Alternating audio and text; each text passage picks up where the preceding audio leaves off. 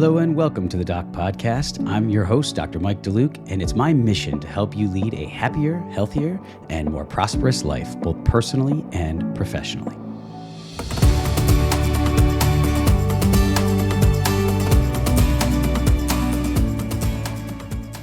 Hello and welcome to this episode of the Doc Podcast. Today we're going to be having a discussion about a topic that impacts all of us, and that is money. More specifically, saving money for retirement. As you may know, it's my goal to help you succeed both personally and professionally. And money and finances are a huge part of both our personal and professional lives. It's so common to hear people ask questions such as, do I need an emergency fund? How much of my income should I be saving each year? Where should I invest my money? How much money do I need to retire? Will I need to take a pay cut in retirement? How do I minimize my tax burden on my retirement assets? Should I purchase life insurance? And that's just to name a few. See, we're not taught any of this in our many years of schooling, and that puts us at a huge disadvantage. And that's why I am thrilled to have Dr. Mart McClellan as my guest on today's show. We're going to discuss those questions and much, much more today. Mart is an orthodontist who received his DDS from Northwestern University and his certificate of orthodontics and Master of Science at the University of Michigan. Mart has the unique distinction of being both an orthodontist and a financial advisor. In fact, in 2004, while actively practicing orthodontics, Mark and Tim Stride started Macro Wealth Management with the mission of helping dental and healthcare professionals craft plans to help them achieve their maximum financial wealth potential through the utilization of an economically based financial model called the Financial Treatment Plan. One of their key goals is to help their clients enjoy their wealth to the fullest, both today while they're earning and then achieve full income replacement in retirement. Mart has published numerous articles in national publications, has lectured nationally and internationally, and published a book in 2019 titled Your Retirement Smile, The Treatment Plan for Pay Cut Prevention in Your Golden Years. And I will put a link to that in the notes for today's show. Before we begin today's episode, I do just want to make it clear that this is not intended to be specific financial, legal, accounting advice for anyone who is listening. This is for general information purposes only. And Dr. McClellan and I will be talking about a lot of different concepts, but we are not recommending any one product or any specific process for your financial success. Please consult your own advisors for that information. So with that, I would like to welcome Dr. Mart McClellan to the Doc Podcast. Welcome, Mart. Thanks, Mike. It's a true pleasure to be with you today. No, thank you for coming on and giving us some of your time here to talk about this. And I want to start by saying, I had Eric Plumas on a while back, who was a lawyer and an orthodontist. And I asked him the same thing, like, how did you, while you're practicing ortho, go and start a whole nother career and be able to do both? Yeah, never in a million years did I think be talking to my friends and colleagues on personal finance and how to build wealth. But after graduating from Michigan many, many years ago, I was sort of thrown to the wolves like most of us. We don't really know what to do when we graduate. And then I was an associate in practice and just sort of going along and doing what everybody else is doing from a financial planning standpoint, thinking I was doing the right thing. And after like 3 or 4 years, I didn't really feel like I was advancing myself or doing what I should be doing. And the advisor that I had at the time, he sold me a product right out of the gate that it made a lot of sense. And my wife and I took action on it. And then 3 or 4 years later, he was trying to churn it or move it to something different that really didn't make sense to me, but I didn't know anything otherwise. And, I don't believe there's in life that has coincidences. I think there's a reason why you and I are talking today to help people. And just by chance, one of my dental school classmates called me on the phone. I was treating patients, and he said, "Hey, you may want to sit down and meet with this guy who's worked with me financially here the last couple of years. He's helped me out a lot. And anytime I get a warm referral on anything in life, I'll be open-minded enough to say that I'll sit down and have a conversation." And so that's when I met Tim Stride, and he presented this model that he uses. And he goes, when we first met, and I go, "Tim, I've got this conundrum where I got this one product years ago, and now I'm being pitched this other product, and I really don't know what the right answer is." And he goes, "Well, we have this economic model where we can actually sit down, we can put both recommendations on the model and verify economically what's going to give you the greatest output and the most benefits over time." And he goes, I have no skin in the game. I'm just going to lay it out to you, and you can choose and see what's going to be best for you. Mm. And he verified to me very clearly that what we invested in initially was the most appropriate thing, and that the advisor that we were using at the time was trying to make a sale for something that was not necessarily appropriate for us. Mm. And that one decision alone changed my financial life, my wife's financial life, sort of got us into real estate and other types of opportunities. And so we were Tim's clients for 7 years, and we went through the dot-com crash, which some of the people on this call remember, where the market just Yep. got hammered. Yep. And it's not that we didn't lose money, but we just did fine. We sort of just moved, we kept advancing our financial situation even through bad times. And then in 2004, I said, hey, Tim, this what you actually presented 7 years ago actually worked as planned, which is unusual in the financial planning world. And I go, would you mind if we started writing some articles and lecturing to groups, and and start a business to share this message with my friends and colleagues? Mm. Obviously, we niche this primarily to the orthodontic and dental space, but we work with anybody who's open-minded and an entrepreneur. So yeah, that it started in 2004 as on the advisory side. Wow. Yeah, that really interesting. And I totally agree with you that these things happen for a reason, right? All of these encounters, there's something, and I've gotten into this sort of spiritual area on my show more than I ever really thought I would have. Yeah. And I say to people, it doesn't matter to me what you believe in or who you believe in per se. It's really just that I have a profound belief that there's something out there guiding us, and we have signs that we're given, and we can read them, we can ignore them. Yeah. And we all do both of those sometimes. But I think a lot of times the pain and the troubles and the traumas that we go through oftentimes can feel so heavy. And when we really look back and look at it, there's a purpose for those, and how we come out of that. In your case, you emerged from it. If you hadn't gone through that, as you said, we wouldn't be talking right now, and not in this capacity, at least, right? Maybe about teeth, but not about Right. not about money and finance. And you also tell the story on that note in your book about the financial seminar you attended at University of Michigan when you were a resident. So tell me a little bit more about that.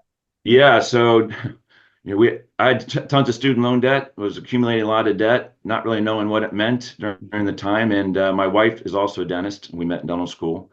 And it was just one of those, I guess, maybe no coincident thing. It was like some TV commercial came on, and they were talking about setting up your financial life and so forth and so on. I'm like, well, I don't really know much of anything at this time. So we went to this little seminar in the evening, and I think it cost like $800. We didn't have $800 in our name, and threw our credit card out there, and I think it was even the Discover card at the time, get a little cash back on that thing. And it's like, she goes, okay, we'll bite this bullet, and we did it, and that really just sort of set up a little framework to jumpstart me, so to say. So yeah, it all started there.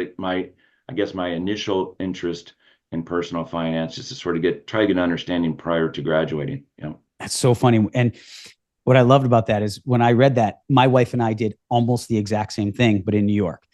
I was a resident at UConn at the time in ortho, and I had read the Rich Dad Poor Dad book, Robert Kiyosaki, which you have a quote of as Fantastic. well. Love it. And that really changed my mindset of just how to start thinking about money. Before that, I thought my house would be my biggest asset, and you save, the traditional way of thinking about money, and it really just transformed the way my wife and I, and she was reading Smart Couples Finish Rich at the same time. And so we were just kind of starting to think a little differently. We both had student loan debt. We had no assets, just like you were in a position with your wife.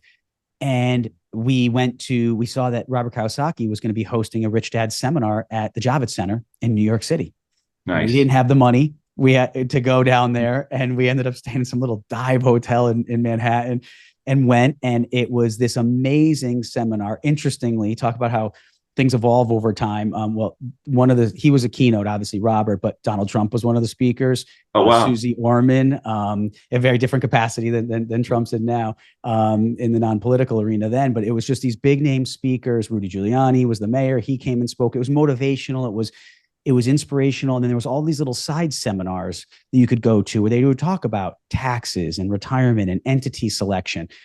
And it just expanded our minds to think, because we are so sheltered in our professional education, that going out to this meeting and just hearing other people speak with a different language literally just opened our minds. So do you feel like that's part of the problem? Because it's kind of interesting that you had almost the exact same experience. Yeah, almost same. Yeah. And you became so interested and tuned into the financial side. My wife and I, or you and your wife, my wife and I did too. And that, I guarantee, we never would have been able to retire in our mid 40s had we not gone to that seminar. I guarantee it. Like, we literally sat down because they told us at that seminar, one of the things they said was, you need to have and write out defined goals and a vision for your financial plan and your life plan. And we sat there at lunch one of those days and sat there in the Javits Center and wrote those goals. And I still have them. And I read them to the residents occasionally. I pulled a notebook out and I'm like, we wrote these and we achieved all of them. So do you feel like that's part of the problem, is that we're just not even exposed to it? Yeah, it's funny you say that about those goals. We did the same thing with that program too. It's like, and we No still way. the thing. It's insane. And it's like, and my wife references that all the time. She's like, Same. and we try to do it every year to sort of, define, tune it, and tweak it. Yep. And Same. it does make a difference. There's no question about it. But I think one of the problems we have as health professionals is that we are hyper focused. We're laser focused in the world we live in, and you tend to insulate yourself from the outside world in some capacity, just because you're just trying to get from point A to point B. Obviously dental school is a tough thing, and then go to orthodontic residency is tough, or any type other specialty or any other thing. You're sort of moving on, and you tend to be very, I'm not going to say closed-minded, but you're just not in the realm of accepting other things. And so you really have to be open-minded to say, listen, in order to sort of put it all together, life is just not all about dentistry. It's sort of like you said, that spirituality thing, and there's sort of a work-life balance that we're all needs to sort of fall in line together. And sometimes we have to take a step back and get out of our dental shoes and look at other things in life.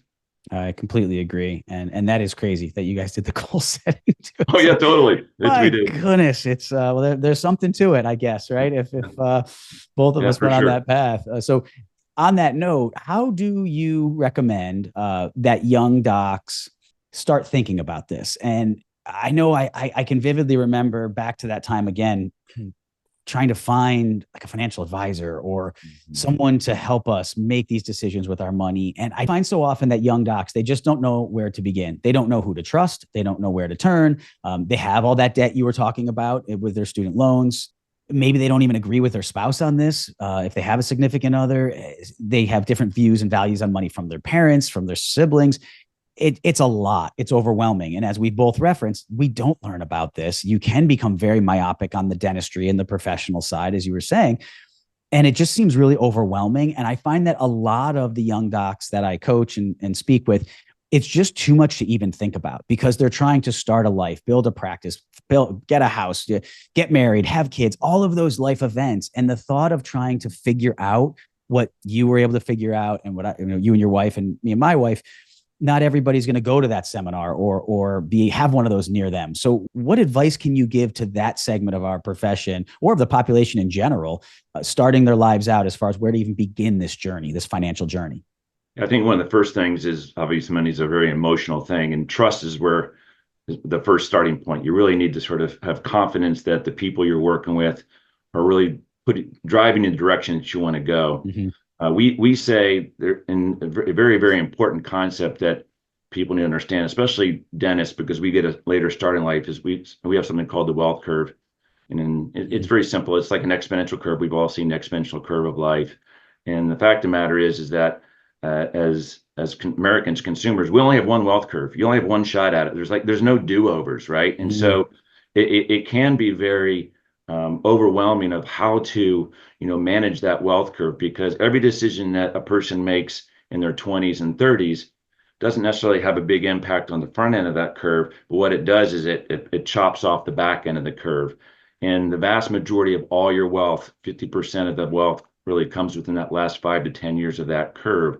And so you really need to make sure that the foundational parts or principles are set up accordingly, so that no matter what happens to you, you're going to be okay. So to answer the question on that front end, every dollar that comes in our life is precious. And so you want to make sure that it's sort of protecting the things that you have the most value. And young people, their most valuable asset when they get out is their ability to work, use their hands, and use their brain, right? And Mhm. so since there's not a lot of assets there, you really need to protect yourself. And so you need to go out and get the appropriate disability insurances and get the other appropriate property and casualty insurance, umbrella insurance, malpractice insurance, and get those things set up. And even some life insurance, term insurance is appropriate so that no matter what happens, you're going to be fine. But at the same token, that doesn't mean that you just do only those things at that time too, because life is dynamic. Unfortunately, Mhm.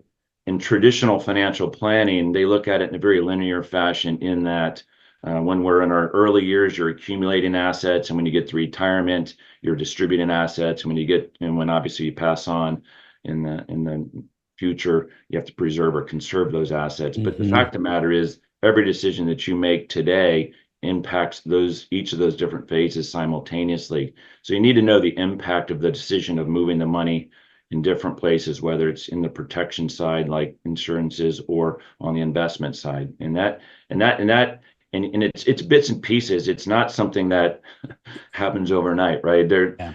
There's a lot of heavy lifting the first 3 to 10 years of your career, as you well know. I mean, you did a lot of heavy lifting, and which enabled you to sort of retire much early. So you cranked it up in an exponential fashion, and that Mhm. is the key, because when you look at it in that linear fashion I'm talking about, it's very difficult to accumulate your way to success. You need to accelerate it, and the acceleration piece is what gets people from point A to point B. Because especially orthodontists and dentists and healthcare professionals, because we get such a starter late, so our wealth curve is much shorter than somebody who graduates from college and they start making money at age 21, 22. That's usually about 10 years difference, which is a tremendous amount of difference on that wealth curve.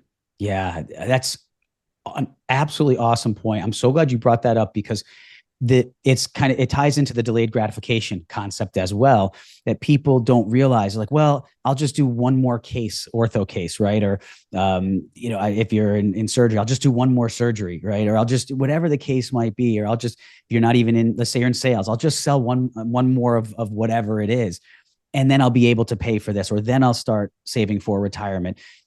And that happens down the road, and every day you delay that, you're deferring that curve, that wealth Yep. curve, or that hockey stick sort of Yep. mentality, where, and if you think about it, we know that mentality because that's our lives as students, right? You go through it's flat, flat, flat, flat, and then you go through this curve where you're all of a sudden this professional. We go through that life of our practices, right? We have, you're kind of building, building, building. You're getting a name for yourself, then all of a sudden, especially if you're blessed to be talented at what you do, it's almost like you're too busy, right? It happens to so many of us because being talented and capable, we're able to find that success. And we know that every patient we treat, we don't want a patient to walk out our door, right? Like every patient, especially if you're starting a practice, you don't want to lose a patient. You don't want to be Right. like, well, I'll get the next one, and if you're a general practitioner, even, it's like, you don't want to, if someone needs a crown, you don't want to not be aware or able to explain to them why they need it and be able to be the one they choose to do it, or an ortho in the braces arena. But yet with money, we're like, well,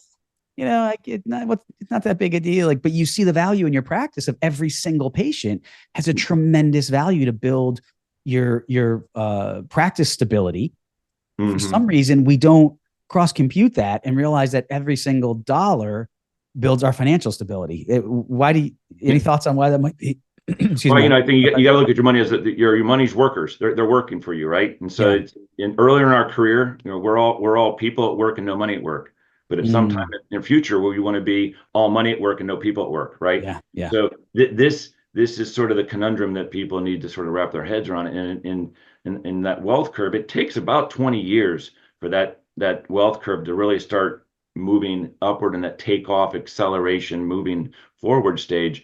And So what you're so saying is you won't really feel it. It'll feel pretty flat for it feels pretty flat. And okay. so and then people get frustrated. People that are 50 Yeah. years old, like, oh my gosh, I really, I'm not quite where I thought I would be. Yeah. And they start taking on more risk when they don't really need to, because they've already done the heavy lifting earlier. They Okay.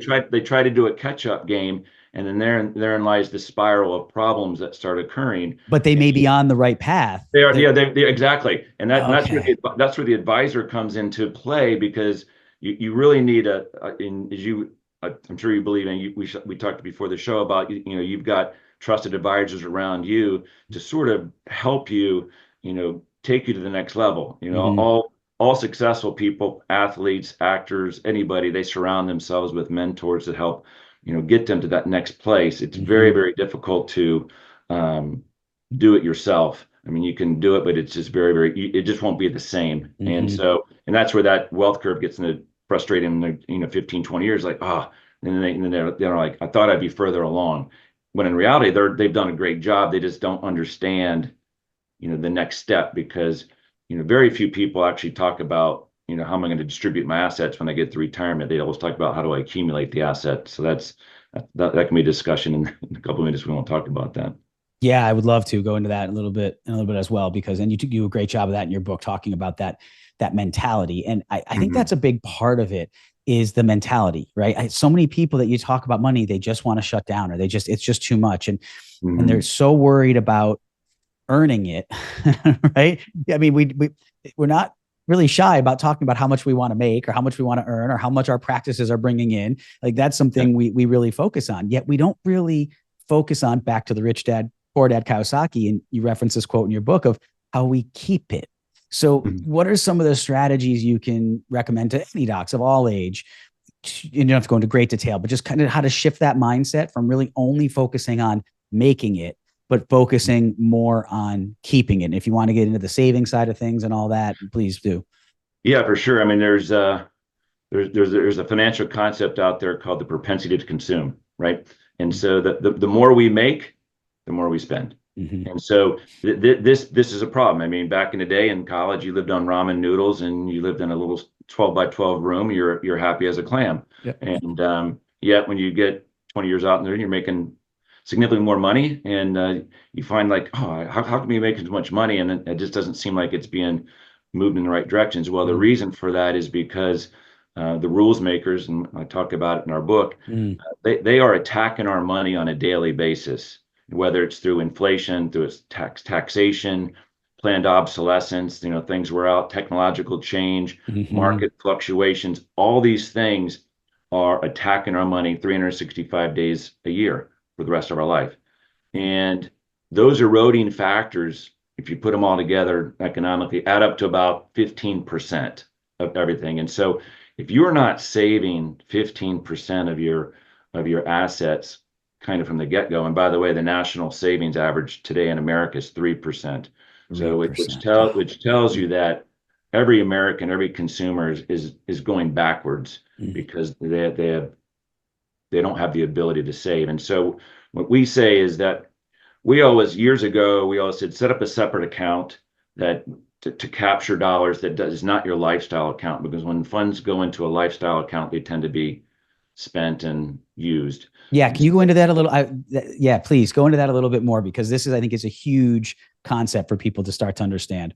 yeah, this is tremendous, actually. Some people call it a wealth freedom account. Some people Yeah. call it a wealth coordination account. There's many different names for it, but it's very exciting. The group we're working with now, some of our colleagues actually developed a technology, an app on the phone that's available for Mm-hmm. financial advisors that automates your ability to save. And so this is a big deal because we've always believed in having a separate account, like I just mentioned. The Mm-hmm. problem is people don't technically have the discipline or the ability to sort of do it Yep. efficiently. Yep. They just don't do it well. Yep. And so now there's actually technology out there, came out about a year ago, that enables people to save automatically. You don't, you pay yourself first, it flows in there into this reservoir, bills get paid, and then whatever's left over gets created in this reservoir. And what they've been showing is that national savings rates three, they've been showing people getting up to 23, 24% of savings in a very short Wow. period of time. So it's a big deal. And the key to that piece is that when people work, whether they do it themselves, do it yourself, or you have an advisor, what it does is when people have advisors, they'll have semi-annual meetings or maybe annual meetings, whatever it is, doesn't matter. But Mm-hmm. the problem is that you're allocating money at those particular timeframes in the future. When you have a technology to capture dollars in a reservoir, when that reservoir fills up based on whatever parameter you put in there, then you can allocate those dollars faster, a couple months faster than you would if you didn't have the reservoir. So you can make an investment, you can pay down debt, You can increase your protection if you need it, or go on a trip, do a lifestyle thing, on. So the savings piece is maybe the most important. This is something that most people don't understand, but the savings rate is more important than the rate of return by Can you far. restate that, Mark?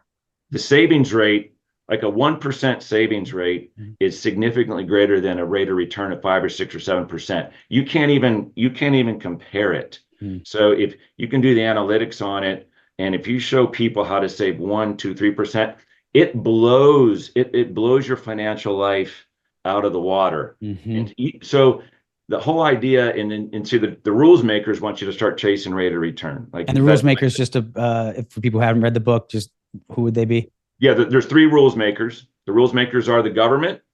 They make all the rules for taxation. The corporations, they want you to buy things, and the financial institutions, they're the investment companies, the Fidelities, the Schwabs, and the insurance companies. All the big insurance companies. Mm-hmm. So these people, they want you to.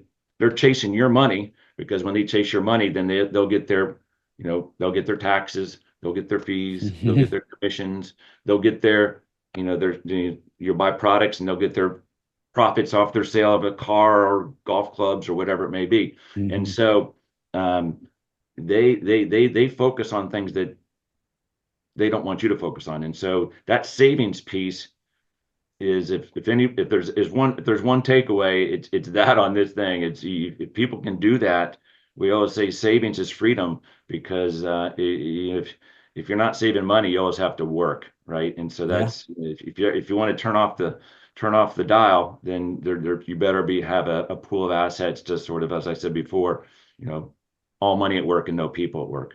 Yeah, I actually highlighted a quote in your book that I want to read about savings, because I loved it. And I hope everybody hears this part of it clearly. But you said the most important factor in wealth building is the ability to save as much money as you can. If you can't save, it will be almost impossible to achieve financial success, regardless of the rate of return earned. You will also work much longer than you want to. And that is something that I can speak to it myself. It started to change for my wife and I when, yes, you have to make a certain amount to save. I get that, right? Yeah, People be like, if you don't make anything, you can't save anything. Okay, fair enough. But as soon as you make $1, you can start this process. Yeah. And I think that's the part people don't understand. They correct me if I'm wrong. You definitely know better than I do. But just from my experience in talking to people on this, on the financial side, because people ask me a lot of questions, knowing I was able to achieve financial success throughout my career. How did you do it? And I said, the key was in the very beginning, we set money aside for savings. Even when we weren't making much, we still didn't spend at the level of our income. Mm-hmm. And what I found happens is when you set up those patterns, when it becomes a habit and it becomes just the norm. And so, I mean, taxes come out of our paycheck and that becomes the norm, but we accept that. We just know taxes are going to come out. We may not like it, but we're like, right. It is what it is, right? We're going to have to pay taxes. Well, why don't you have the same mentality towards savings? We have to pay savings. We think of it that way. We have to pay this. We have to pay the government by law. Well, let's create our own internal law that says we have to save a certain amount of money. And then what happened with us was, as our income, we kept, number one, we use those savings initially to reinvest it into the practice and reinvest it into our ability to grow the business. Yep. And then we had set up we had the discipline to do that. So then as the top number got bigger, we didn't feel the need to bring the bottom number way up in our personal expenses to meet it. We were able to just make that savings margin bigger and bigger and bigger. And then we had the freedom to do things with it, which is what we can get to a little more in the episode. But do you feel, am I off on that, or am I on? No, you're a perfect example of it. I mean, you proof's in the pudding, and you did it that way, and you reap the benefits of that discipline, and that is it's just so essential. And no matter how much you're making, if you squirrel away $25, that it's going to help. And there's just no question about it. Yeah, and the way you said about the wealth curve, that $25 serves a purpose in 25 years. And that's the part I wish people understood more. Well, so that's another important comment there, because small amounts of money at the beginning of the curve become larger amounts of money at the end of the curve, right? Mm-hmm. As opposed to if you're in your 50s and you're throwing a lot of money at the curve, Well, that money is not as even, that's, we call that new money. That new money is not as powerful as the Mm-hmm. old money that started 20 years ago. Even though that old money may be not as much you put in, it grows much higher in the future. So people try to catch up, which is totally fine, but they have to understand that the new money that's flowing in when you're 50 plus is not going to be quite as powerful as the old money that was put in 15, 20 years before that time. I'm glad you said that. On that note, one of the things people feel, especially today, is because of their debts, because of their student loan debt, because a lot of them want to go out and buy a house, and housing costs have doubled in the past. A lot of housing costs, what is it, past 4 years or 3 or 4 years? I mean, it's Yeah. gone through, it's insane what housing is now. So, and mortgage rates have gone up. So they look at this and they say, I just can't afford, if I want to just have the basics, right? Like, not even saying I have to have the high end luxury car. I just want a solid family vehicle. I want a nice house, and I've got this student loan debt. Talk a little bit about, if you could, about good and bad debt and how to manage the mindset of looking at the debt. You did a really nice job of that in the book, and you and Tim did with that. So if you could just take a little bit of time to go into that from a kind of conceptual standpoint, like how people should start to view their debt, and then from an execution standpoint, how they start to pay certain debts appropriately based on good versus bad debt. Yeah, absolutely. The debt is a very emotional thing. Many families, they get scared about debt, so they want to pay off debt. Others, like, they don't care about debt, and so it's a very emotional thing. But the thing about debt repayment is you don't want to pay off debt at the expense of your wealth, and that's why there is good debt and there is bad debt. Of course, consumer debt, credit card debt, and those types of debts, high interest rate loans on certain types of products are not good debts. Mm-hmm. But good debt is those debts that, like on a mortgage, that is a phenomenal debt because you can carry that out over 30 years. And by the way, the mathematics or the economics behind it, should I get a 15-year mortgage or a 30-year mortgage? The mathematics or the economics always show that it's 30-year mortgage is always the cheapest mortgage. Mm-hmm. But the financial institutions want you to get a 15-year mortgage because they want you to pay it off faster, so they get your money back faster, so Mm-hmm. they can do more lending. That's kind of how the game works. And if you have a long, and just because you have this is another people think that don't understand about debt, is that just because we don't like debt, either, but just because you have a 30-year debt doesn't mean you have the note for 30 years. Mm-hmm. If let's assume you have a $300,000 mortgage, 30-year mortgage, and it's and you have $300,000 in your liquidity account, your checking account, saving account. Technically, you're debt free. If you wanted the next day turn around and Mm-hmm. stroke the check, it's gone. Right. It's gone. Right. Oh, But I love that example. Yeah. there's better, if there's better uses of those dollars. If that monthly payment's $1,000, well, inflation each and every day is eroding away that payment. So, and debts, in the world of debt, inflation is your friend Mm-hmm. because every payment gets less and less. I'll never forget the house we live in is the house my grandmother and my grandparents bought, and their final mortgage payment after umpteen years was $187. Was their mortgage payment. It was like, oh my gosh, and you can imagine if you have a $2,000 mortgage today, 20 years down the road, if you're in the same home, that $2,000 is just not going to feel the same. Great And point. so you, cash flow is key. And as we talked about on that wealth curve too, you need to sort of understand that the money today is a more powerful dollar to do other things, maybe on the investment side. And Mm-hmm. so if you have student loan debt, obviously the volume of student loan debt I see with the clients that we use, these young students, residents, and young doctors coming out, just hundreds and hundreds of $1,000s of Mm-hmm. student loan debt. It's almost impossible for them to sort of manage those payments, and so unless they really stretch them out as long as they can go. And once again, just because you stretch them out doesn't mean they're going to be there forever. But Mm-hmm. cash flow is the essential piece of that puzzle, because you need to have cash flow to do the things, talk about, buy a home and start a family and do the things, maybe buy a practice. And so these things are essential, and you can't, um, you know, let debt keep you down. There are There are pundits out there on TV. I was literally going to go. I was waiting for you to finish. I was going to go there. Yeah. Yeah. Please. Yeah. You want to go there, or are you No, going no, to go. continue? Cause no, go for it. Well, because there's gentlemen out there that many people are talking about Dave Ramsey and Yep. people such as that, and their big thing is the debt snowball and paying off all the debt at the beginning and then starting investing and so forth. And if you understand the wealth curve, you know that that's a very, very weak way of doing it. It's a very inefficient way, because if you may spend 5 to 10 years, paying off that debt, and yes, you're going to be happy and very, you know, well, happy is the word, to be debt free, but at the same token, Right. Feel a sense of relief, I guess. Right. that's a relief. But Yeah. you've just chopped off like 10 years of your wealth building stage. And so, Right. it's millions and millions and millions of lost wealth by making that one bad financial decision for an emotional reason. Mm, Personal finance can't be, it is an emotional topic, but yes. you have to look at it in a non-emotional way. Yes. What makes the most economic sense, and what's best for my family and my livelihood moving forward. Yeah. It's such an emotional topic. Yeah, you're right. We become irrational. Emotions make us irrational, right? A lot of time in a Yeah, lot of different ways in life. It's just a fact. Like the more emotional you get on things, we've all had times where you get emotional on something, you say something you don't mean, or you act in a way, whether it's just getting cut off driving or whatever, like you get emotional. We don't think clearly. right. And when you look at your debt, and I get it. I mean, I was staring at $250,000 back in the early 2000s. It's a pretty big number back then. Yeah. My wife and I, and I know now people are coming out with 1 million, literally. And it's a big number. And I understand that.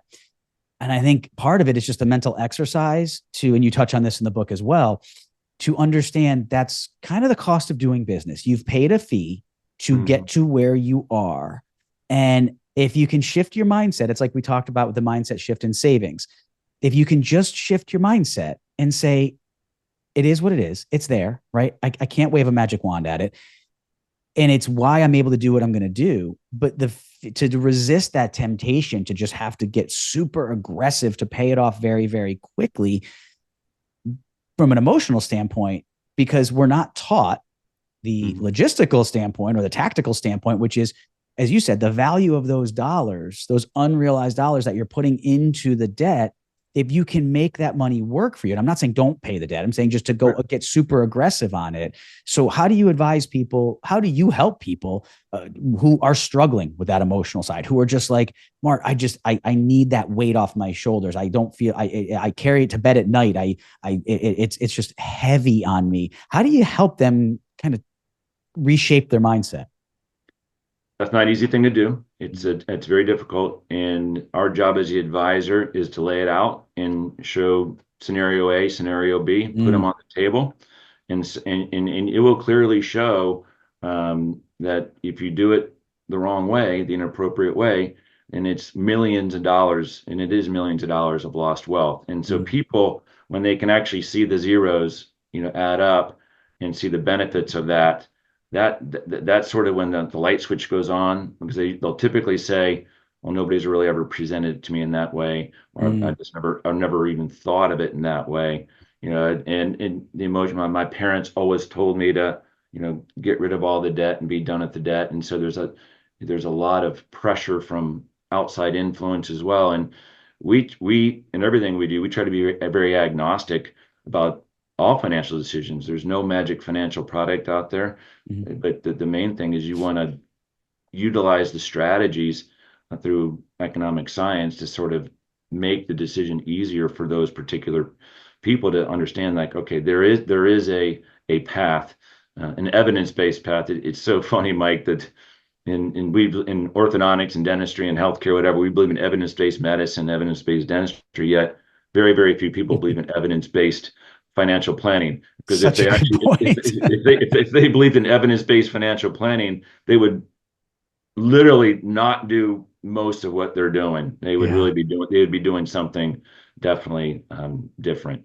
That's such a great point. I hadn't thought of it that way, but very, very true.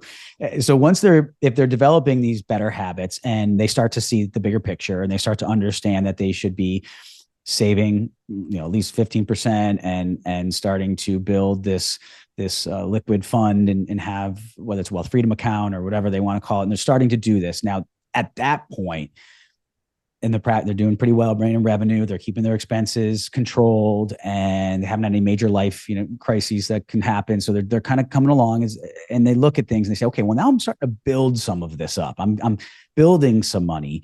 How do you help them? And I know I'm not asking for specific, like what you'd invest in, but how do you help them start to think about, because as you said, there's no one magic product, what to start to do with that money now that they're starting to build it?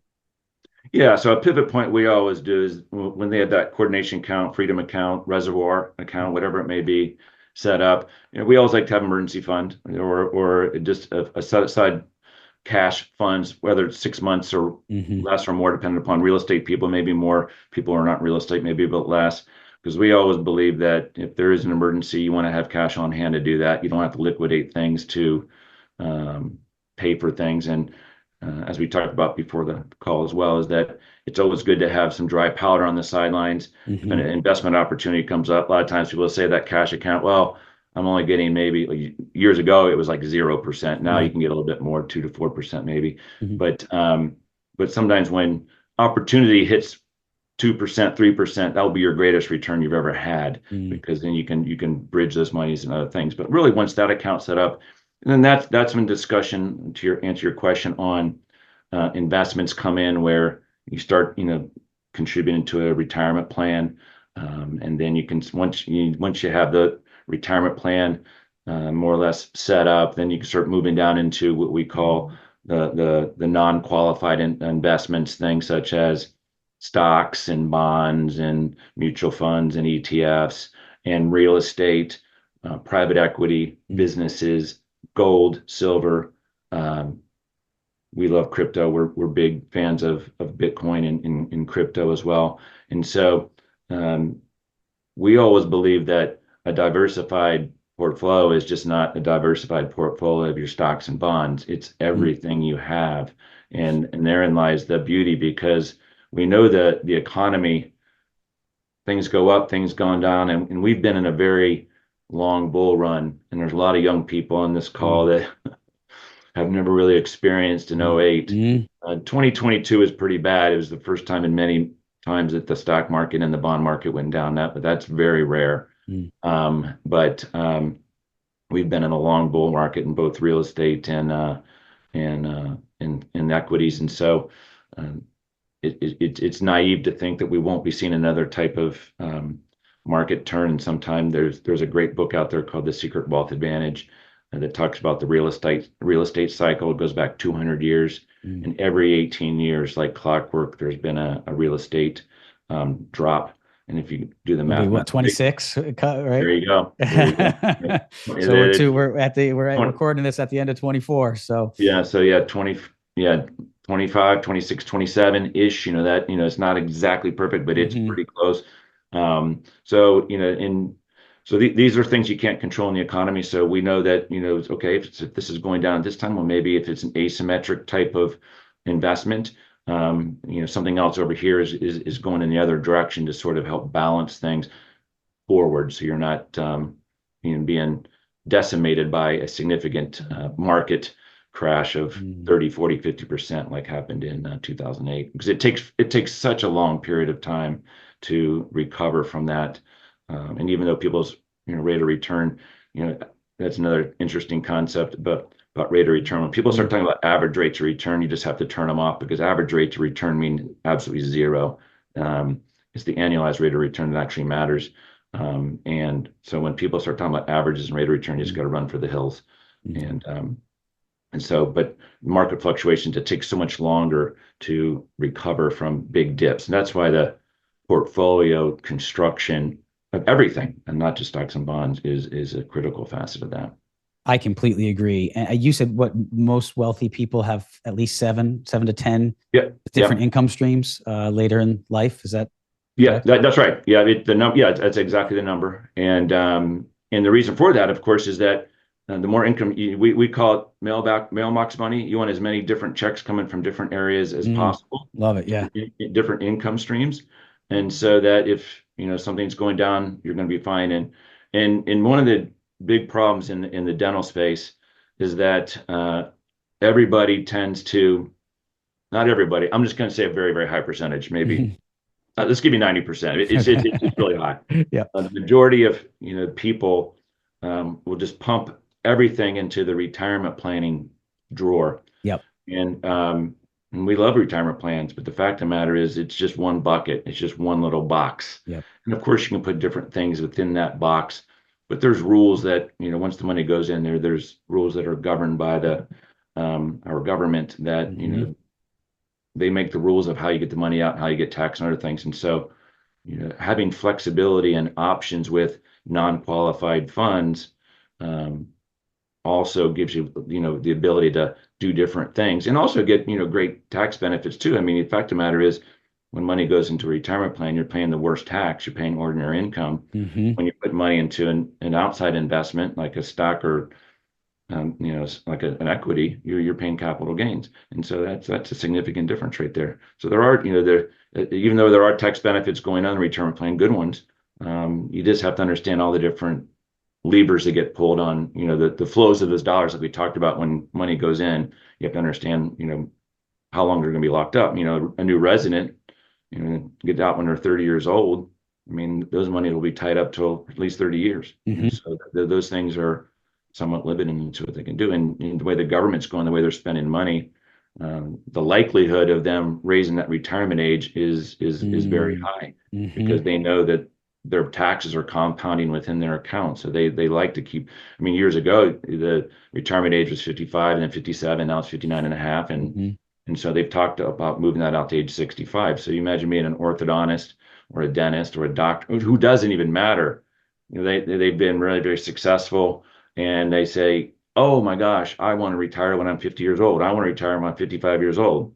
But then they've got all their money in a retirement plan. Well, you're kind of, there are ways of getting it out, but it's not, it's not as flexible as, having multiple different buckets. Like, okay, fine, I've got my retirement one. We'll get it out when I get it out, but I've got all the other things going on over here to sort of live on so I can retire early and do what I want to do, which you're obviously doing. Yeah, exactly. I mean, that diversification was the key. And a credit to Justin Smith, my financial advisor, who's been on the show, and he helped us early on start to think that way and set up that savings bucket and realize, okay, now with these funds, and as you said, some of our lifestyle things, like we were talking about before we hopped on recording, but about buying a lake house or a piece of real estate that we could have, and we ended up buying a piece of real estate on the coast in Florida. So we started doing some of those things with it, but we were also investing in our retirement plan. We were also doing some post-tax investment in stocks, bonds, et cetera. Yep. We started then as the bucket, as we're continuing to fill that reserves account or wealth creation account or whatever you want to call it, that's sitting there. And as you alluded to, in a higher interest earning account, there's a bunch of them out there, tons, multiple you can get today. Back 20 so years ago, there weren't as many options. And like you said, they weren't earning as much, but you can get them. They allow, especially digital transactions, in and out, and you can move the monies to where you need them to go at that appropriate time. So yes, you're saving for your retirement through your practice or your business. You're getting some post-tax investment. You maybe are doing some real estate. And then because I know people are thinking like 7 to 10 income streams, especially if I'm not the one working at that point, but it's not that hard when then you start to do, we were talking before about it. I've mentioned it on the show when I had my accountant, John Vento, on, who it was awesome. And we were just on a call where we're talking about with selling a property, doing a 1031 exchange and a DST and rolling those monies into a few different properties throughout the US and different sectors of real estate. I don't know if people realize, but when you take your child to college or you go down to a resort area, you see all these big buildings going up. It's not one person. Rarely. No. I mean, it's rarely one person building them. These are funds that people from around the world own stake in, and that's how they build these and finance these things. So when you start to think differently, you realize, oh, I could get in on that game. And so then, and sometimes you don't even have to get in at a huge amount. I mean, you can get in at a pretty reasonable amount. And that's how you start developing this diversification that you were talking about in these different income streams. It's if you just think like, okay, I'm a professional or any job out there, and I'm going to put my head down and I'm going to maximize my retirement account. And just, one day I'll have that money there because of compounding interest and time. And you don't acknowledge the age that you just mentioned, the age restrictions, the penalties if you don't do that. And then don't acknowledge the tax implications of that. It has to be a comprehensive strategy. Yeah. What your financial treatment plan that you refer to it as, which again, I love that relating to how we think in the treatment planning. But I can't overstate the importance of, you have to build that plan in the beginning, and you have to start to, just like you do with a patient. Patient walks in. Same exact thing. Right. Yep. You're not instantly like, that might be a comprehensive multidisciplinary case where you need oral surgery and perio and endo and prostho, all these things combined. We don't automatically think like, oh my gosh, like I have to just do my ortho and I can't look at all these other disciplines that this person needs to be involved with. Right. We're trained that way. It's really no different. You just have to think about it as your end point is to get that patient to be in as ideal a state as you can. And you're far from that now where you're starting, but we don't get too intimidated by that journey. We actually kind of crave it and enjoy it. And I found when I applied that mentality to money, I had the same enjoyment out of it. It became a game to me of not that the money's a game, but the game of how to develop these multiple income streams for later in life became actually, I'm gonna say kind of fun. It became fun. Yeah, it is fun, and it's a process, right? I mean, it's not a product; it is a process. Yeah, so right. Great point. It's like a treatment plan. You follow the process, yep. and the patient's going to get a good result. And the same thing with money. If you follow the process, you're going to get a very good financial result. And these income streams, they just get developed. You'll start seeing as time goes on and money starts growing, opportunities come to you, and then you meet certain people and things like this. And when you surround yourself with people who know what they're doing, then you have trust in their ability to sort of manage those funds, and then other opportunities come up. Yes, I'm sure you've experienced this, and so I think and that's kind of a normal part of the process. But you need to have the foundation set up first, so that you know that everything's gonna be okay for you and your family on the back end. Yeah, and I liken that to, in the treatment plan analogy, you have to do your diagnostics. You have to, review the medical history. You've got to take the appropriate radiographs. You've got to do the appropriate clinical exam. You have to do that before you can just start treating this patient. And we all know that you can't get to that end point if you skip that beginning point. And I think, not to get off topic on it, but just to kind of editorialize on this, I think some of the times a lot of times in ortho, especially when we see cases that aren't going well, it's because we skipped the beginning. We didn't do a good enough job of the diagnostics and of the. You missed something, right? You're like, oh, I didn't see that type of thing. Yeah, that definitely happens. I mean, like, and you look back on, you're like, oh man, that was a mistake. Right, just missed it. Or if you're in a busy practice and you just you're that busy day or not, it happens. And I think we all know that from our professional side, and it really is no different on the financial side. If you skip any of those steps, or I kind of almost analogize it to, it's like saving that first $25, building that first account, being intentional, developing a plan. If you apply that clinical side to your financial side and just start to use the same wiring to look at it, which again is why I really like how you call it the financial treatment plan, because I never really thought of it that way until I was reading the book. I'm like, that's for especially to appeal to the clinicians out there. Right, like, right. We get that. Like, we don't question the need for a treatment plan in our patients. Yet when it comes to finance, we just kind of do what is it? The old what your brother-in-law is, what your brother-in-law tells you to do. Oh, my brother-in-law's an advisor, and he, told me to buy this stock or whatever. Right. Like we will do that, but we wouldn't say, oh yeah, the dentist or orthodontist down the road told me this is what I need to do for this patient, so I'm just going to do it. Right? We would never do that. We would be like, no, I have to go through the process here. So I love how you create those parallels. Yeah. What do a lot of people now too, there's the whole die with zero mentality, right? Like, hey, Mart and Mike, like, great, that's great for you guys, but I want to live life. Like, I worked hard through my training. I sacrificed a lot. All my friends were out, spending money for the past 8 years that I've been staying in school and working, and I don't have any money, and I deserve it.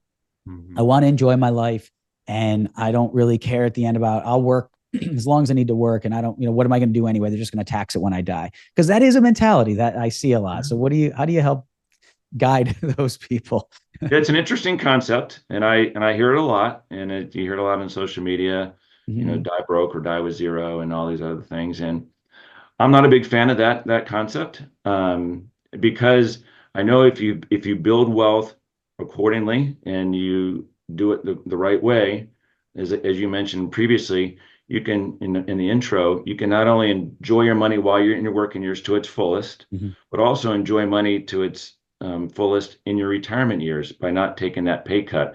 And then on top of that, because when you say die broke, whatever, there's people say, well, I worked hard for my money, and my kids can work hard for their money, and that's no judgment. That's just the things we hear. And I'm of the belief that my personal thought on is like, let's set up a plan so that you'll have no pay cut in retirement for you and your spouse. But the same token, you're not going to disinherit your children.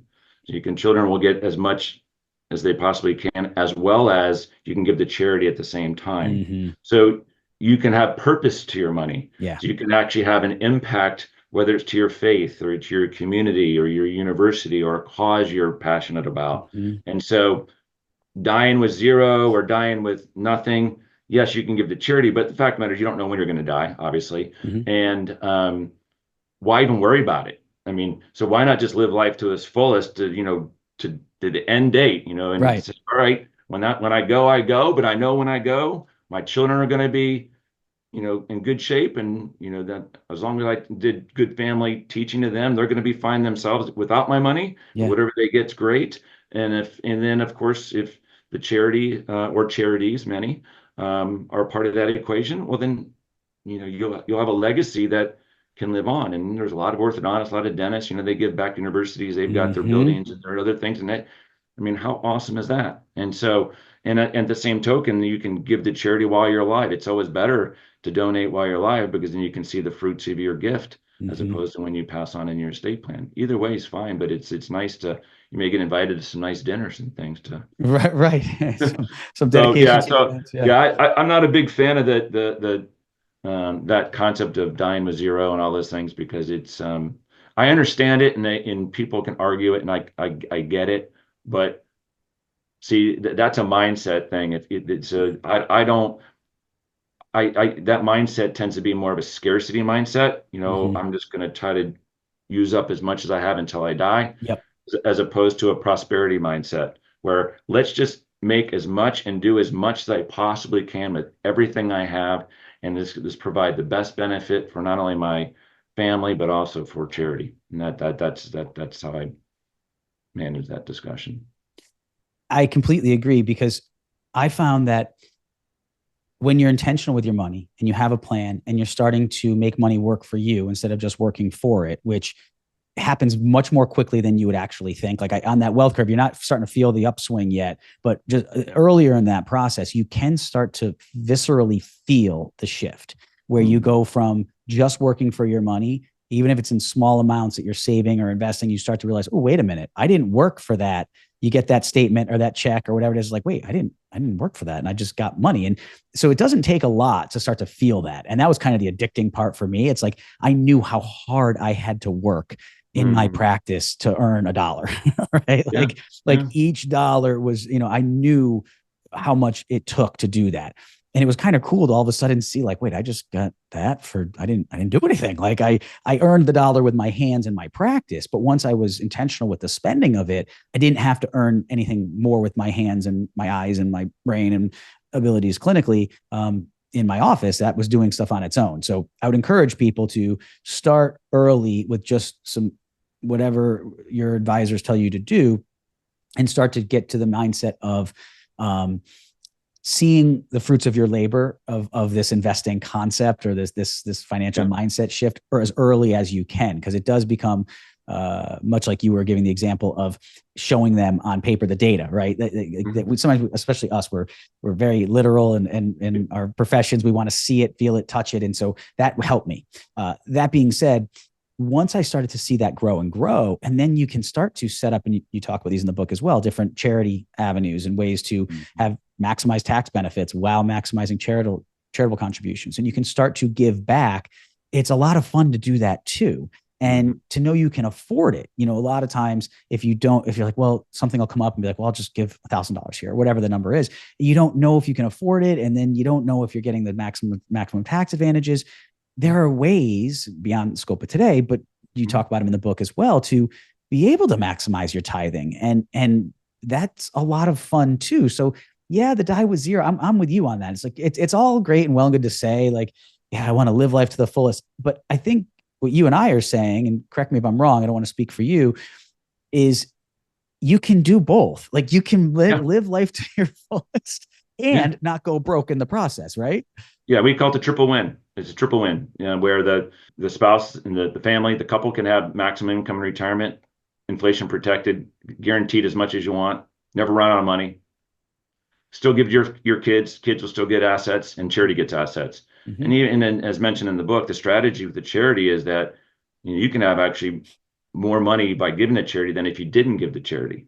And that's kind of mind blowing. People are like, oh, well, I feel a little, people are, everybody wants to give to charity, and they're charitable, they have a charitable intent. But they're always worried like, oh, I'm not gonna have enough maybe for myself in retirement, because they've not really been, strategies not been showed with them to say, listen, you can actually have more than if you gave to charity than if you didn't.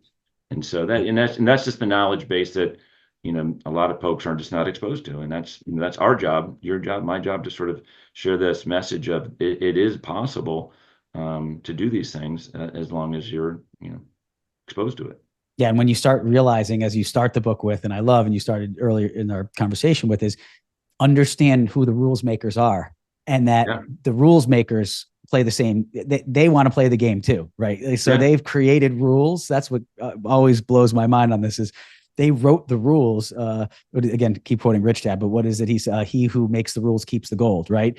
Yeah. And they do that because they write the rules, and they're obligated. They're under the same laws and everything else the rest of us are in this country. So if you follow in line with a lot of the rules they make and don't take the bait of what they're trying, the dangling, the shiny thing over here to get you to go for that, but really look at the rules that they made and how they stack the deck in their favor. And you can play by those rules too.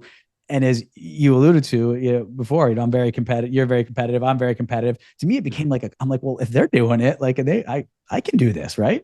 Yeah, totally. And you should. I mean, you have to do the exact opposite of what they're telling you to do. You got to do what they're doing. That's a great point. Do what they do, not what they tell you to do. Yeah. Yeah. Right. It's because there's a lot of lemmings, and everybody's, and the problem in dentistry and in healthcare is if everybody else is doing it, it must be right. But nobody's actually really pushed the question of, is it right? And what I said before is, if they actually analyzed it, they would recognize it may not be necessarily wrong, but it's not an efficient financial decision. So that when you're efficient with your decisions of putting the right dollars at the right place at the right time, then that's how you reach your maximum financial potential. That's where that goes. And if you do sort of what everybody else does, you'll always be less than your full potential. And that's the benefit of having a coach and an advisor too, because we can't know. I mean, look, I'm not one to call someone else out for being a do-it-yourselfer, right? I am super micromanager. My biggest challenge always in practice was delegating. I'm not going to be the one to sit here and say that I'm this master sort of delegator of tasks and responsibilities. I'm not. However, when it came, we like our control. We're kind of wired that way. That's just how we're all wired, that, and giving up that control is challenging at times. It's well said. It is. And I do think, again, that early seminar I went to, where we started talking about and reading Rich Dad Poor Dad, it started getting me to think about investing as a team sport, and doing this alone. I didn't have the time or the knowledge or the ability to make these decisions, and free advice is worth what you pay for it. I mean, we all want to ask someone oh, what should I do this? Or what's this stock tip? Or to me, that's no different than going to the horse track and asking, a tip on the fifth race. You might get some people who have some ideas and some know-how, but at the end of the day, they still don't know. The horse has got to run. And so the same thing in the investment world, but I would have never known of all these strategies for charities and the things you can do to maximize taxes, and even down to the Roth conversion side of things, and how to execute and look at them in the big picture if it weren't for my advisory team,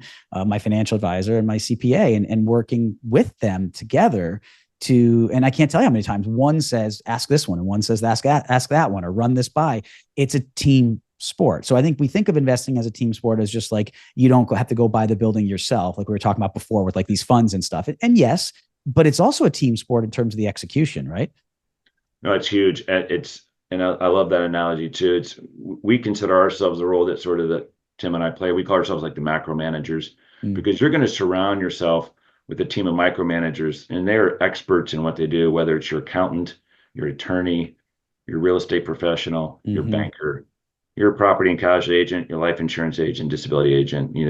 All these different people are very, very well versed in what they do. The main thing is that there are times that some of those micromanagers don't always agree with each other. And I like how you just made the comment that, your team members, they sort of go back and forth, say, well, talk to him, talk to him. That's a very valuable team, because that's not always the case, because there's a lot of, how would I say, strong personalities out there in Mm-hmm. different places. They say, you should do it this way, you should do it this way. And as the macro managers, our position is, um, we just need to analyze each of those decisions to see what's going to be best for that particular client. We liken it to like being a, I don't know if you saw the Bears game. It was a very sad game the other day against the Washington Redskins. But we liken it to like That the was quite a client. play.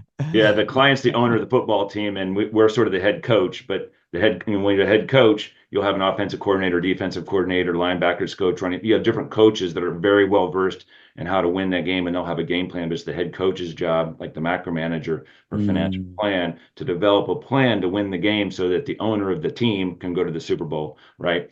That's why even do-it-yourselfers, it's very difficult for them, just because they're just kind of by themselves, right? They don't even surround themselves with. They may have an accountant and maybe an attorney. That's maybe the extent of it. And now you're sort of missing out on maybe some other opportunities from other experts in those different areas.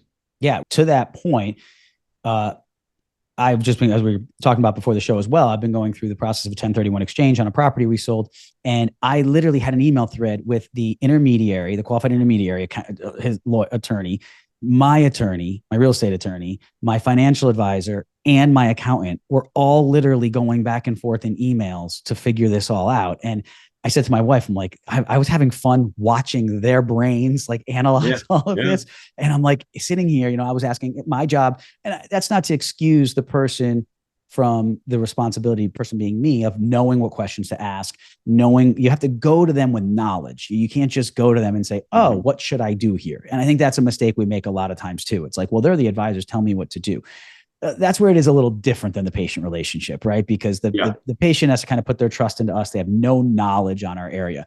We have a responsibility to get some basic knowledge in this area. And it's out there with books, podcasts. I mean, your book, great place to start. And we've talked about Rich Dad, Poor Dad, Smart Couples Finish Rich. I mean, there's all sorts of ways you can start to think about this. And then your job is to assimilate and get a team around you and then ask them the right questions. I mean, a qualified intermediary didn't call me about doing a 1031 exchange. I had to know what one was. I had to ask my accountant about it. I had to ask. So what I'm saying is, but I didn't know how to execute it in terms of, it's their job to tell me, well, it's a 45-day holding and then 180-day to close. And, these are your options of things you can do. And this is what the contract paperwork needs to be signed by the buyers of the property and all of those things. If I didn't do that ahead of time and ask those questions, I would have missed out. And it would have been a huge disadvantage to, my financial future and my family's financial future. Big time. Yeah. Sure. So I guess to summarize that, it's do your homework, understand the questions to ask. That was always my goal. Yeah. I wanted to know what questions to ask, what was possible. And then if your advisory team says, you can't do it, it's just, or yes, you can, or let's look into that, or whatever it might be, or let's ask, you ask your financial advisor and they say, well, let's check with your accountant on that one. And that's not my area, or that's a legal issue. I hear that from my CPA. I'll say that's more of a legal issue.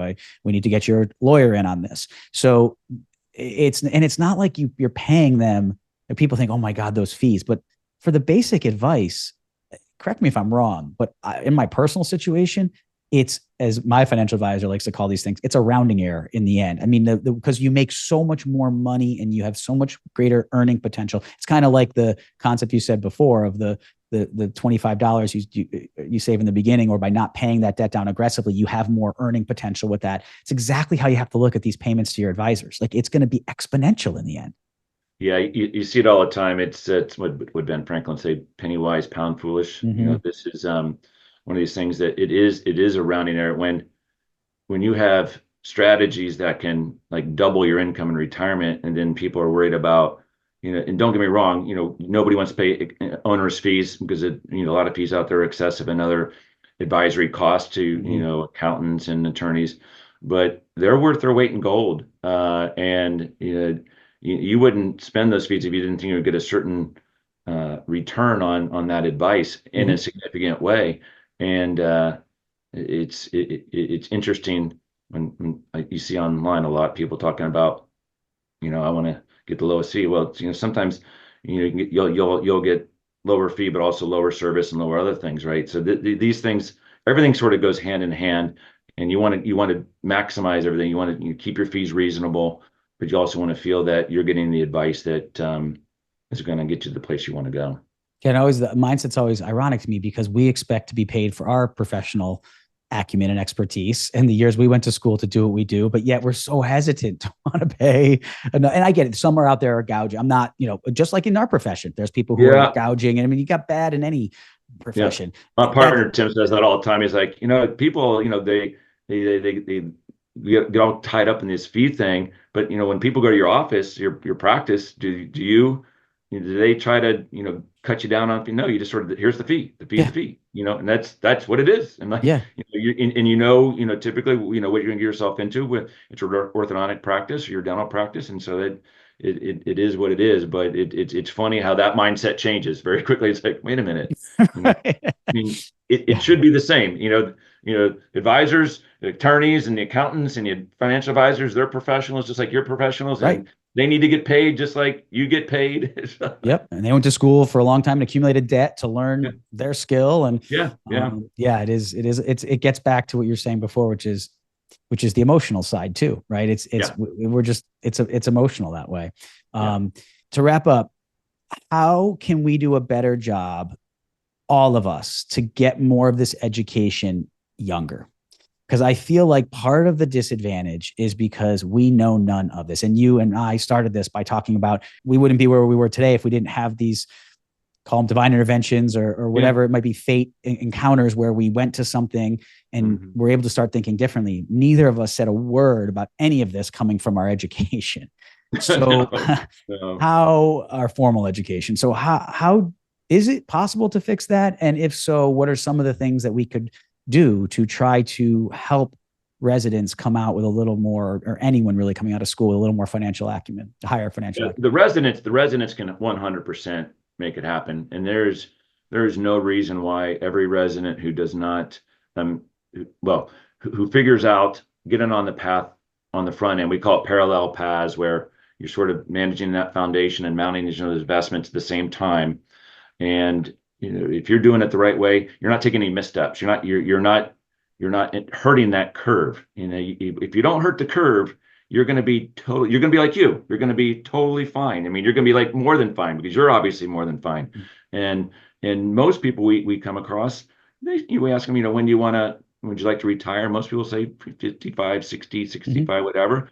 But there's some say, I'd like to do it earlier. Great. So the faster you get on the path, the better. And but what I'm very, very confident in saying is that you cannot. It's very, very challenging to do it yourself. I mean, Mm-hmm. you just as much as you want to try to, save a nickel here or there for that reason, it will hurt you in the long run because we Yeah. talked about that old money, new money thing.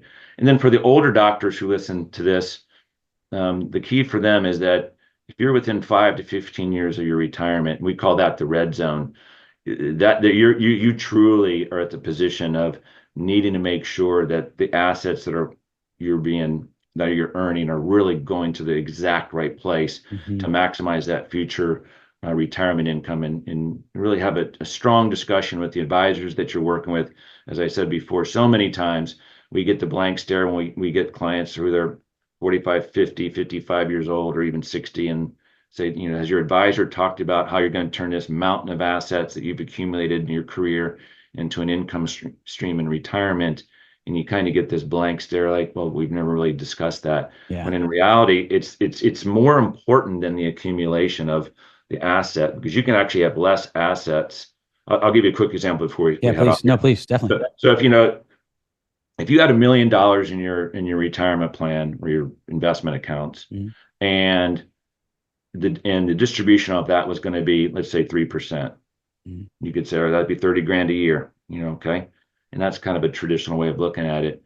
Or you could have $800,000 in the retirement plan, but your distribution is going to be $70,000 a year, which or $70,000 of income, which plan would you want? You would gladly take the more income. Yeah, the latter. So you can actually have less assets and more income when it's structured right. And that's why people who are older, without depleting your principal, essentially, you're saying, right? Without that too. And so, it's about the distribution of the asset and understanding for the people who are older, not necessarily the younger. Of course, the younger people, if you do it right at the beginning, you're already planning for that in the future. Right. That's already baked in. Yep. But the people who are older, they've not done it. And a lot of times we'd be like, oh, I wish I'd known this 20 years ago. Yep. Of course.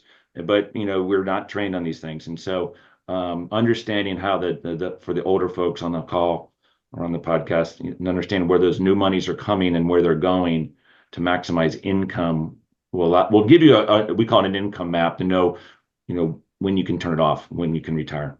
Yeah, because I think that's a big thing too, that people don't know, as I alluded to in one of the questions in the beginning, they just don't know how much is enough and how much is too much, right? I mean, that's like kind of this, it's that maybe why it's so hard for us to focus on this is we are so literal a lot of times in our walk of life. And it's like, it's just, I don't know how much is enough. I don't know how much is too much.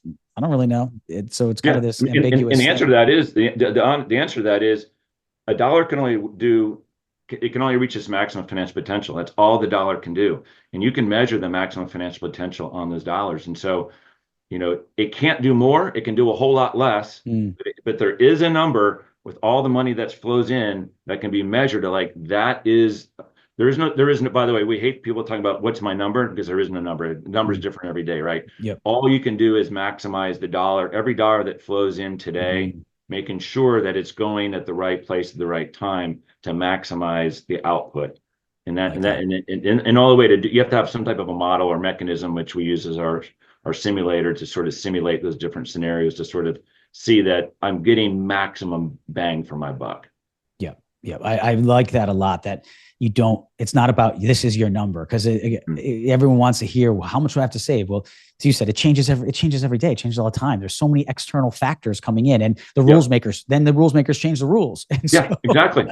That's right. Right. My number was X, but now it's X times whatever, because the rules makers just decided that this new law is passed that changes 100%. The tax treatment on this favorably or unfavorably, right? It could be positive or negative. So it's a strategy, it's a plan, it's comprehensive, it's starting early, it's having a good team of advisors around you, and understanding the value of those early dollars. And as you said, then as you get later, understanding the somewhat urgency, right? I mean, to use your football analogy, in the beginning of the game, you don't have to call the same plays when it's 0-0 and it's right after kickoff. Then you call when it's, fourth quarter, a little bit into the fourth quarter, and you're down 7, right? Like there's a different mentality. So we need to realize that. But what you're saying is you can minimize the emotions and act pragmatically in both situations to be okay, right? Yeah, 100%. And the beauty of our profession, it's a blessed profession. It's like, it's an amazing thing we do for our clients. And it's amazing. I will say I was blessed that we were paid for something we love to do. And so, now when people, receive those funds, and they just want to make sure they're allocated in the right place, so that gives them a peace of mind that, everything's going to be okay. Yeah. It's got to be rewarding for you. The similarities of ortho and financial advising is that you build a plan and then you see these people get there. And it's got to be very rewarding and comparable to what you do orthodontically, that you see the patient get to that end result. And it's really rewarding to do. So it must be really rewarding for you as well on the financial side to see people succeed later in life and know that you had a hand in that.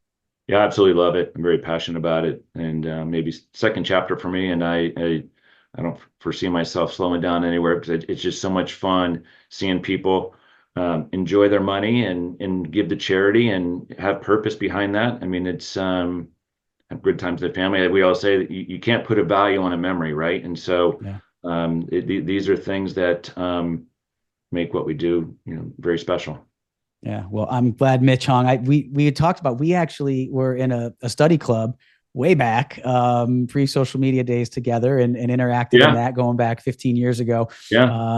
And knew of one another, but had never formally met. And then one of the residents that I teach at Nova, Mitch, had mentioned that he was talking with you. He's like, you guys should connect. Like, you say a lot of similar things. And so he put us in touch. So thank him for that. And I've really, really enjoyed this. How can people get in touch with you?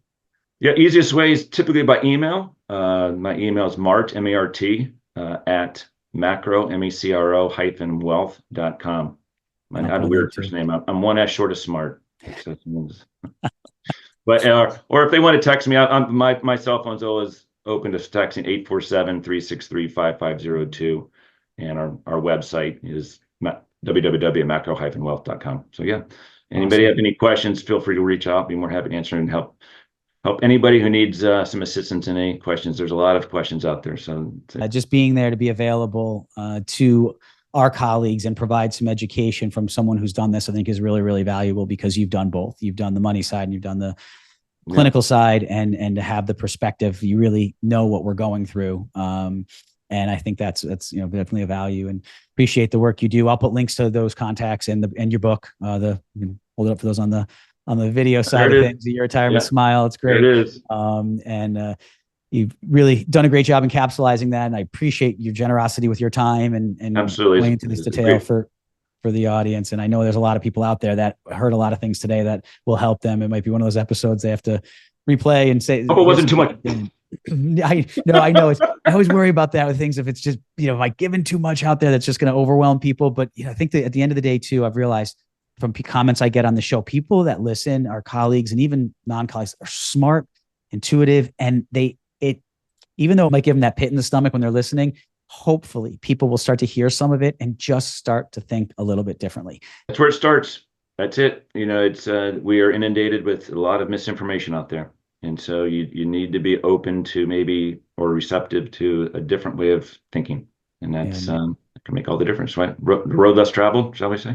Yeah, exactly. But it is often the sweetest road, right? When you, there you go. When you get to travel it. So, well, Dr. Mart McClellan, I can't thank you enough for your time, your expertise, your knowledge, your passion for this, your dedication to continuing. You could kind of sail off on this too and just be like, I've done my time, but you're continuing to be engaged and to help really generate have a life-changing impact on your colleagues. And it's just awesome. So thank you so much for your time. Thank you. Yeah, it's been a pleasure. Bye. Bye. Thank you for tuning into this episode of the Doc Podcast. Be sure to visit theorthocoach.com to get access to ADA CERP recognized CE courses, or to schedule a private one-on-one coaching session with me. Also, if you know of someone who would make a great guest for this show, or if you'd like to be a guest yourself, please email me at drmike@theorthocoach.com. And be sure to join the Doc community on Facebook for more great content. Thanks so much for listening. And always remember, you have been blessed with the ability to do amazing things.